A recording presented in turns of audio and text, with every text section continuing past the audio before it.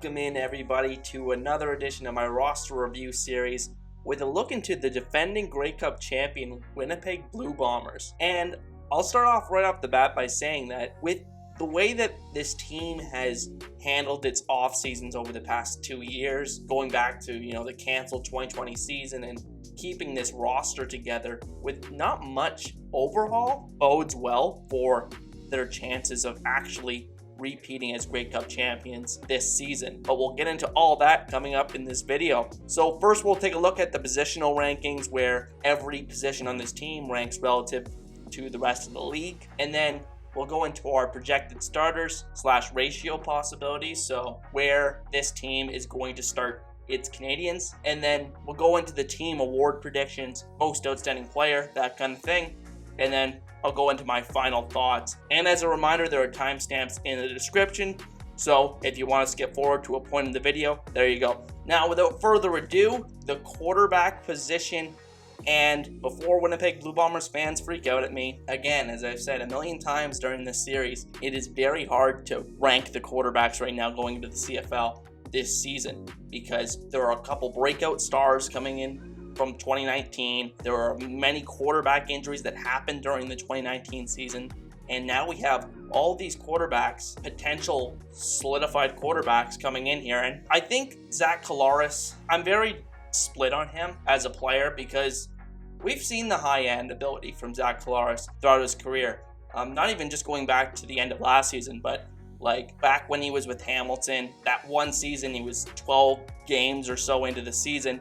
He looked like the runaway most outstanding player, best player in the league for sure. And then the injury bug just keeps on coming, and that really hit him hard early in the 2019 season. And then, obviously the miracle story happens and he ends up getting to Winnipeg by the end of the season and becoming their starter and, riding the train to the Grey Cup there. But I don't necessarily think Zach Collaros was the biggest factor in them winning that Grey Cup. Yes, he was a good facilitator of the offense. He played particularly well against Saskatchewan, but in most of the games, he wasn't really the big difference maker for this team. But at the same time, I do really like Zach Collaros as a quarterback. I think what he really excels at is the intellectual part of the game, making the smart decisions and that kind of thing. He's not the most physically talented guy. He's not going to wow you with his arm. He might have one of the weaker arms in the CFL actually, but in terms of, the accuracy and presence to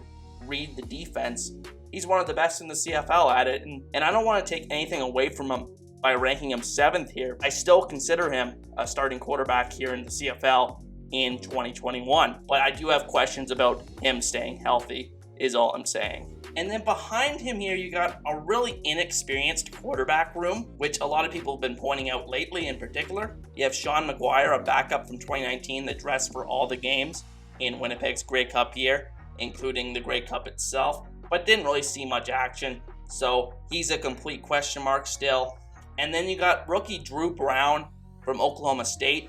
He was a grad transfer from Hawaii to Oklahoma State and had an outstanding performance in his last game in college in the bowl game where he was named the MVP. He's likely the third quarterback here after the team recently released Dalton Sneed, who was another fellow rookie in camp. A lot of inexperience behind Collaros here, but you could say that for a lot of teams in the league this year. But again, I think a lot of it relies on the health of Collaros and his ability to kind of be a ceiling raiser for this offense, which I don't know if he can be anymore. I don't know if he can recapture that form from his Hamilton days or when he really broke out in the CFL early in his career with Toronto.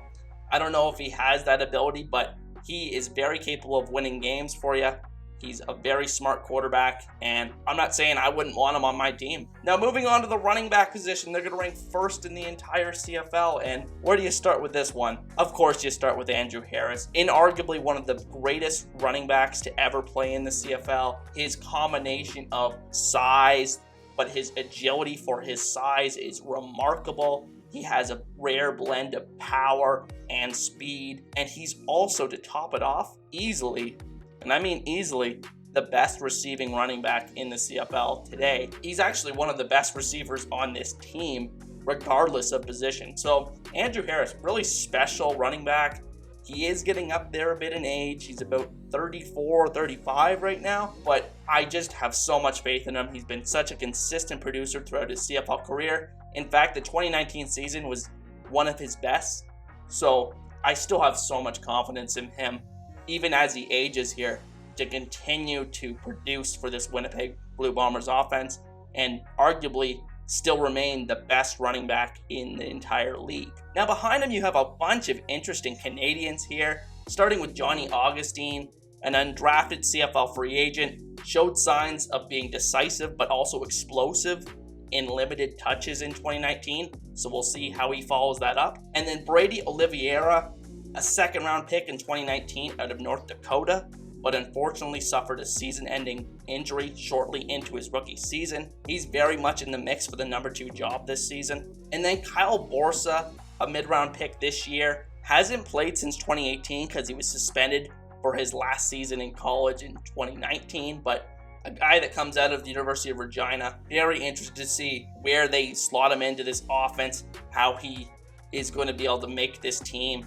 Is he going to be potentially a kick returner or some kind of creative way to use him in this offense, maybe in the slot? Very athletic guy, but we'll see how he does after not playing for a while. And then Devontae Williams, the lone American running back under contract right now for the Winnipeg Blue Bombers. From what I've read, he doesn't have top-notch speed, but has good change of direction ability. But overall, great running back room, complementary depth behind obviously the star and Andrew Harris, and that's why it ranks number 1 in the CFL. Now the wide receiver room is going to rank 6th in the CFL, and the thing is, you're not going to find that bona fide number 1 do-it-all receiver here. You have guys that have very specialized skill sets that fit really well together in this unit, and I'll explain why. So Darwin Adams, really good deep threat perimeter receiver that doesn't really run the most complex route tree, but he doesn't have to because he's athletic enough to get open in the routes he does run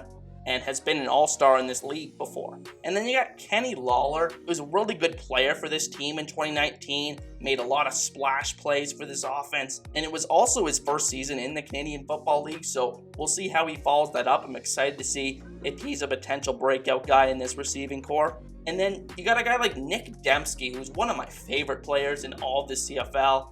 I just think he's one of the most unique players. They use him in such creative ways. I'm interested to see how that's affected now that Paul LaPolice is no longer calling the plays here. He's a guy that you can even hand the ball off to on jet sweeps. Very effective at doing that. He'll throw a block for you, in addition to being a pretty good receiver too. So I really like Nick Dembski. He's not a guy that you're gonna, run your offense around, but he's just so versatile. And he's the type of guy that is not going to be selfish. He's good at, like I said, he can go out there and throw a block for you. And then you have Rashad Bailey, who came on down the stretch in his rookie season with a handful of catches in the team's playoff run. So we'll see if he builds on that here. And then you have Drew Wolitarsky, a Canadian receiver that is not the most flashy player, but he is very capable of playing the role that he does as that perimeter receiver opposite Darwin Adams in this offense. Again, not going to run the most complex route tree, but he's very effective, takes advantage of the opportunities he does get, and he's a startable player in this offense. And then you got the big offseason addition here in Cameron Meredith, at least from a name recognition perspective. He has over 1,000 career receiving yards in the NFL, most notably with the Chicago Bears, but his injuries really forced his career to go south down there, and we'll see how he does adjusting to coming up here to Canada. And then Janarian Grant, mostly a kick returner guy, but we'll see if he factors into this offense. We've seen some returners in recent years be more of a factor in being incorporated into CFL offenses, so we'll see if the Blue Bombers take advantage of his unique skill set there. And then Brandon O'Leary Orange, a 4th round pick from 2020 out of Nevada. Not much known about him. He's more of a bigger kind of receiver, but we'll see if he makes the roster here. Might be a decent backup to have behind Wolitarsky. And then Monte Crockett, a guy people were actually really excited about when the Bombers signed him in 2020, mostly just because of his exceptional speed, which I believe was in the 4.3 range. And then Ardarius Stewart, a 3rd round pick out of Alabama in 2017. but really struggled to carve out a role in the NFL, mostly with the New York Jets. So we'll see if he makes the roster here, but just another name to get familiarized here. But overall, I just think this receiving group really meshes well together, and that's why I still like him better than 3 other units in the league. Now, on the offensive line, they're going to rank first, and I'll tell you why. It's mostly because they have the best tackle duo in the CFL, and I don't think it's really close right now. You have Stanley Bryant, who is frankly a future Hall of Famer, and I think a few weeks ago or months ago, I was seeing a tweet that it was saying, who is the best player in the CFL regardless of position, and I actually said Stanley Bryant. I think Stanley Bryant, you could argue, does his job better than any other player does in the CFL, and he's done it for a long time. He is a stud as a run blocker, but also is just a brick wall pass protector. You rarely see him make mistakes consistently in games, and he's also such a plus in the run game, like I said. Just an absolute stud, future Hall of Famer, without a doubt. I think he's 2-time most outstanding lineman in the Canadian Football League, so just an incredible career for Stanley Bryant, and he's still going strong in his mid-30s. And then Jamarcus Hardrick, who I think is literally the best run-blocking tackle in the league. He was just so dominant. A lot of people give the credit to Andrew Harris, and rightfully so, for this offense's running success. But I think a lot of it also has to do with this offensive line, and those tackles are just such a big force. And Hardrick is also not a liability in pass protection as well. He's not maybe the best pass-blocking tackle out there, but he is a dominant run-blocking tackle. And then Michael Couture and Drew Delorier, 2 outstanding young offensive linemen for this group. Couture really came into his own in 2019, became the full-time starter, and then unfortunately in the last game of the season broke his leg, missed the Grey Cup run, but Couture really impressed with his film. And then Delorier came in as a first-round pick out of Windsor, my alma mater, really excelled, broke into the lineup about midway through the season, took over as a starter, and was starting down the stretch. But I think if he just tunes up his technical aspects of his game, he is going to be drastically improved in this 2021 season, even though he was already pretty good in 2019. And then Patrick Newfield, a veteran guard that completes this stellar starting 5 for Winnipeg, a dominant run blocker. Again, like I keep saying, a lot of these guys are just great run blockers, and that combined with Harris's excellent vision, that really just makes this offense excel at running the ball. And none of these guys are liabilities in pass protection. Newfield has struggled a bit to stay healthy in recent years, but he is a very good player when he's out there. And it's just a really good 5-man unit there for Winnipeg. And then you have a couple depth guys here with Jeff Gray. Started some games early in the season in 2019, but struggled a bit and then fell out of favor. But he's a decent backup here to keep around. And then Asatu Eli, that 6th lineman that they use on 3rd down gambles, hasn't seen much action other than that. I don't see him really breaking into the lineup here. And then Chris Kolinkowski has been in the league for a few years, but has been a reserve lineman for most of his career. So we'll see if he makes the roster here. Don't really expect much of him. But overall, just a great 5-man unit. And then you have a couple decent backup options there in Gray and Eli that really solidify this unit as the best in the CFL, in my opinion. Now, on the defensive line, they're also going to rank first in the CFL, and I mean, if you watch the Grey Cup, you'd know why. Willie Jefferson was a man possessed in that game, and frankly, he's proved it to all of the CFL over his career, from his time in Saskatchewan, then he comes over to Winnipeg, and really just became a legend in just one season with the team, and just an electric pass rusher. Honestly, he's one of the weirdest body types I've ever seen. He's very quick for his size, he has great length, and he also is just such a smart defensive end. He keeps in his rush lane, but he also knows how to read the quarterback's eyes, puts his hands up, knocks passes down. He's one of the best ever at doing that. Honestly, I don't recall a defensive lineman in either the NFL or CFL being as good at knocking passes down at the line of scrimmage than Willie Jefferson was in 2019. It was just a dominant, it was an absurd total what he was able to do at doing that. But aside from that, he's just so quick. He has a wide variety of moves. Just one of the best defensive linemen in the CFL. And then similar to the tackle duo on the offensive line, this defensive end duo is just so good with Jackson Jeffcoat, a really good run-stuffing defensive end who provides pass rush upside as well. Just a really good complementary player to put on the other side of Willie Jefferson, who's more of a pass rusher than a run stopper. Willie Jefferson's pretty good at each, but Jeffcoat is a better run defender than Jefferson is, in my opinion. And then beyond that, you have Jake Thomas, a Canadian defensive lineman. Doesn't really excel at any one thing, is pretty well-rounded, and has just been willing to do every job the Winnipeg Blue Bombers have asked of him throughout his career, and that's why he's stayed here for such a long time.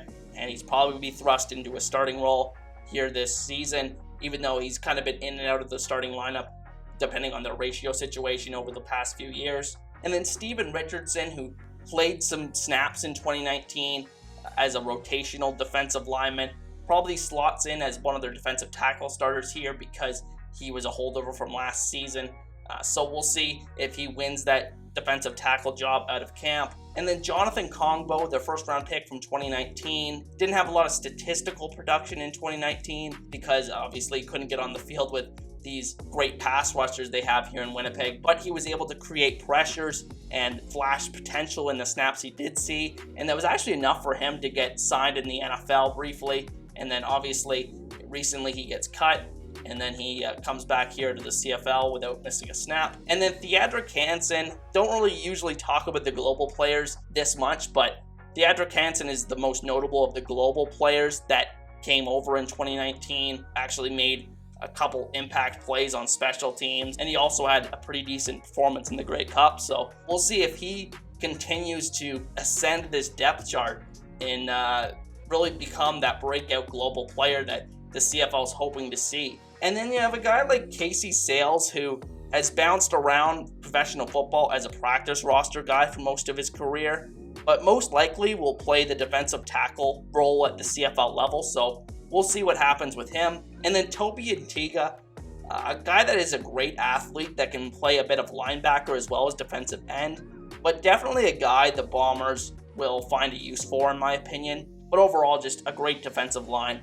Can't say enough good things about it. Now, linebacker, they're ranked second, but I do have one crucial question. I'll get to that in a sec. The highlight guy on this unit is Adam Bighill, who's, in my opinion, is probably still the best middle linebacker in the CFL, just in terms of the coverage ability, the range, sideline to sideline. There's really nobody better, in my opinion. And in terms of being the guy that can communicate in the middle of the defense, be that leader, just an outstanding career for Adam Bighill. So I just wanted to mention him first, but the big question with this unit is the injury of Mercy Maston, and that's why he's highlighted red here. Strong side linebacker from 2019, played a big role in that team's Grey Cup run, and now he suffers a torn Achilles in training camp. Gonna miss the whole season. Prayers go out to him, but the question is, what are they gonna do at that strong side linebacker position? They're probably gonna move somebody down from the secondary, but we don't know exactly who. I'll take my guess later on in this video, but that is a big looming question for the Winnipeg Blue Bombers, because that dime back, strong side linebacker, whatever you want to call it, that position is so crucial in the CFL. You have to have a guy that has the capability to play close to the line of scrimmage, be a blitzer off the edge, help and run defense, but also be able to cover guys, slot guys one-on-one.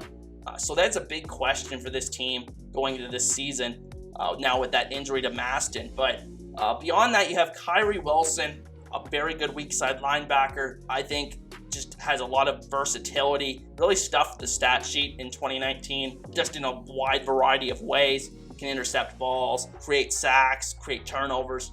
Really, really effective player there. And then Shane Gauthier, a very good special teams player from 2019. I don't know how much he factors in here because I don't see them starting a Canadian linebacker, but we'll see. And then Tanner Codwallader, I hope I said that right. Don't know much about him, but he was a Wilfrid Laurier product who is coming in as a rookie after being a 2020 7th round pick, so we'll see. And then Les Morrow, a pick in the global draft this year from Japan. He's been one of the more active players from the global draft on social media, so I am aware of his name. So we'll see if he makes the roster here. And then Jamalcolm Liggins, a product out of Dickinson State.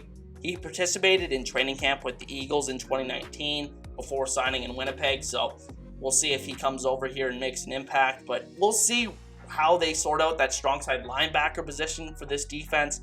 That's really the main thing. But overall, I really do like Big Hill and Wilson, and that's why I still felt comfortable leaving them near the top of the CFL this season at the linebacking position.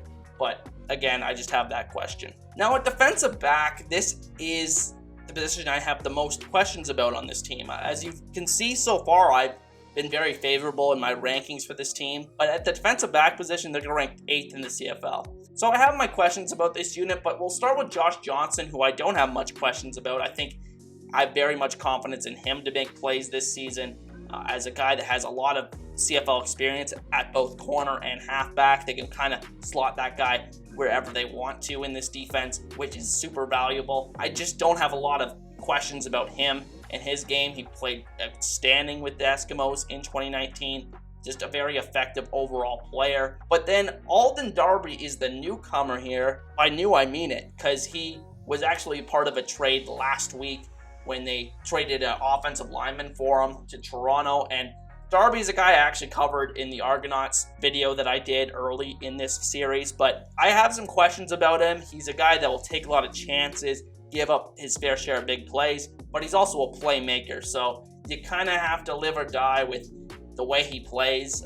He's a guy that is going to energize your defense, but I don't know if you're going to be able to come out on the right end of the risk-reward of his play. So I have some questions about him, but he's definitely going to be a starter for this team now that they've acquired him. And then Brandon Alexander, who is probably the second best defensive back in this unit. Pretty effective player at safety, but the question is he the guy that they move up into the linebacking core to play that strong side linebacker role now that Maston is out? So that is the big question with him, but if he's still here in the secondary, he's a pretty good player. And then beyond him, you have Mike Jones, a guy that got more and more playing time as 2019 progressed and was starting by playoff time. Nick Taylor, a veteran depth piece that will be asked to step into a bigger role this season in all likelihood. He was pretty inconsistent in 2019. He had his moments, but also had his moments of mistakes. So we'll see if he solidifies a full-time CFL role this season. And then you have a trio of Canadians here. Reddick Ramsey, a second-round pick in this year's CFL draft out of Montreal. A lot of people were high on him, so we'll see if he becomes the best Canadian option here in this defensive back room. And then you have the Hallett brothers, Nick and Noah. Nick had an excellent rookie season on special teams in 2019, but didn't really see the field on the defensive side. And then Noah, the team's second-round pick from 2020 out of McMaster. We'll see what he brings to the table if he is able to have a similar transition to the CFL as a special teams player that his brother did. We'll see how that works out. And then Terrence Alexander played his college career at LSU and Stanford, so quite a pedigree there, but has been out of football since 2018 when he was cut in the NFL. So a guy with a long layoff here coming into the league. We'll see if he makes the team. And then finally, Ranthony Texdada, a guy that I don't know too much about other than the fact that the CFL.ca pegged him as a starter for this unit in their offseason depth chart series. He spent a bit of time with Ottawa in 2019, but didn't see much action. So we'll see if he ends up being that guy that starts, but I don't know how much faith I put into those offseason depth charts that CFL.ca puts out, with all due respect. So I have a lot of questions with this defensive back room. There's inexperience problems, there's consistency problems, there's the question of who's moving out to strong side linebacker. Just overall a lot of questions, but I could see some breakout players here, some guys that have a little bit of CFL experience that might take a big jump in year 2. So we'll keep an eye on this unit, but I don't think it's one of the better units in the league. Now on special teams, they're ranked 6th in the CFL, and I'll say it right now, this is really dragged down by its kicking questions right now. So you have Tyler Crapigna, who I talked about in a recent video about the Montreal Alouettes, got cut and then instantly picked up by Winnipeg. Has some CFL experience, but hasn't been very good compared to other kickers in the league when he has seen experience. But he has much more experience than the rookie Mark Leggio here, who was a pick in the 2020 draft, I believe. I think it was last year's draft. He was highly touted coming out of Western. He was their only kicker that they were bringing into camp, but they decided to bring in competition last week with Tyler Crapigna. So We'll see who wins this battle here, but it's kind of concerning that they did bring in Krapina if Leggio is probably struggling in camp or they have questions about him. So we'll see what happens here, but having that up in the air, never a good thing. And then you have long snapper Mike Benson, a Canadian, Janarian Grant, and Charles Nelson, two very good kick returners that honestly are the reason why this unit doesn't rank lower in the CFL in my opinion, especially Grant, who was just super explosive in 2019. I believe he had multiple punt return touchdowns. So we'll see how this unit works itself out with the kicking game. That's really the only reason why it ranks lower in the CFL, but it's, like I said, it's a pretty big thing. Now moving on to the projected starters on the offensive side of the ball for Winnipeg. And this is probably the first side of the ball that we've looked at throughout this entire series that I don't have any bolded players, and that's because they returned basically the exact same personnel that they had during their 2019 Grey Cup run, which is pretty remarkable when you consider the turnover throughout all of these CFL rosters over the past 2 years, especially on the offensive line there. You have 5 studs that they all bring back here, and then on the receiving core, yeah, you add a guy like Cam Meredith. Maybe he sneaks in here, raises the ceiling of this group, but other than that, I really don't see it. I think you see all these guys that were part of the 2019 group, they all know their role. They all played it well. If it ain't broke, why fix it? So that is the offensive side. Quick little slide there, but not much to say because this is the exact same unit that we saw in 2019. But on the defensive side of the ball, I actually have a few more questions, mostly because of that Mercy Maston injury I was talking about before. On the defensive line, the only guy I have bolded here is Steven Richardson, a guy that hasn't really been an established CFL starter before, so I don't really have much confidence that he's for sure going to take that role this season. I think there's definitely competition from a guy like Sales or another guy that they brought in here on the defensive lines. So look out for that this season. But in the linebacking core, I put in Brandon Alexander, the usual starting safety, moving him up to that strong side linebacker spot. I think he's the one guy with the physicality to play that strong side linebacker spot because he's kind of a hard-hitting safety. So I think he's the most natural fit there for Winnipeg to move into that spot. And then Alden Darby taking his spot at safety. And with that, it also forces them to start a pretty inexperienced player at that corner position. So we'll see what they do with Terrence Alexander. I just put him in there, but I think that's a true camp battle that anybody could really win, one of these American players. Don't know if it's Alexander for sure. I'm just kind of throwing it in there, but it's going to be a guy that probably doesn't have a lot of CFL experience that is going to be tested early on this season. But overall, most of this defense looks very good, very similar to what it did in the 2019 season, but that strong side linebacker spot, I have questions. Now moving on to the team award predictions. This was a very difficult team to pick because I don't think the quarterback is necessarily going to have a huge statistical season in this offense, especially with the group of receivers they have. I don't think they're going to be putting up explosive offensive numbers every week. I could see Andrew Harris, but I think Andrew Harris, they might cut back his carries a little bit, give a little bit more to these younger Canadian backups this year. So I went with a defensive player actually to win most outstanding player, and I'm going with Adam Bighill, the middle linebacker. Just such a stud at linebacker. In my opinion, still the best linebacker in the game. Has so much leadership capabilities, the intangibles, the coverage ability. Just has so much going for him. He's a tackling machine, is going to put up a stat line that is going to be worthy of being nominated for this award. So I think he's going to have a huge season this year. And likewise for the most outstanding defensive player, I'm going with Bighill. Obviously, if he's going to win most outstanding player, he's going to win most outstanding defensive player. But then on most outstanding Canadian, I went with Andrew Harris. A lot of options for this team, but can't really go against Andrew Harris for obvious reasons. He's going to be touching the ball a ton, putting up a lot of numbers, and that's what's going to win you that award. And then for most outstanding offensive lineman, I'm going easily with Stanley Bryan. I just think that guy, you wouldn't be wise to bet against him. He's just such a dynamic offensive lineman, really just a rock for this team, arguably this team's best player. And then most outstanding rookie, I just went with a defensive back. I don't know who it is. Like I was saying in the projected starters section, I don't know who that other defensive back who's going to emerge as a starter is going to be, but I know it's probably going to be someone that doesn't have CFL experience, so we'll see who breaks out there.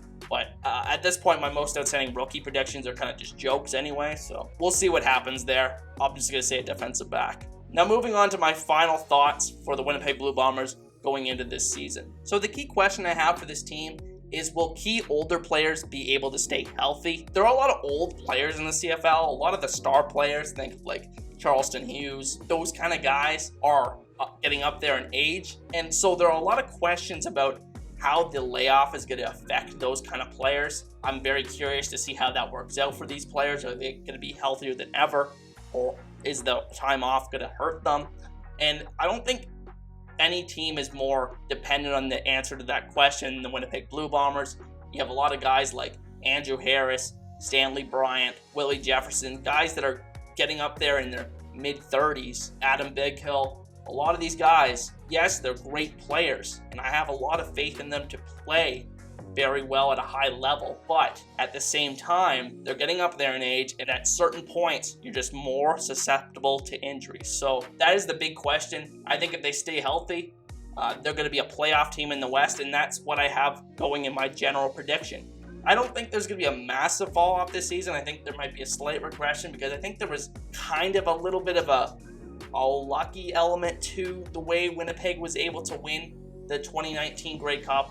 I think a lot of things fell into place for them. I think even though they had those quarterback injuries, there were so many other quarterback injuries around the league, and just the way that their system worked and how they were able to play complementary football, run the ball, not be as quarterback dependent, really helped them that season with all of those quarterback injuries around the league. But I do think they're definitely going to be a playoff team this year. I just don't see them missing. Mike O'Shea, the head coach, he runs a tight ship with this group. They are so good in so many ways that they're definitely going to be in the Grey Cup conversation this year. I just don't know if I'm comfortable saying they're a favorite to win it, but you guys will just have to let me know what you think down in the comment section.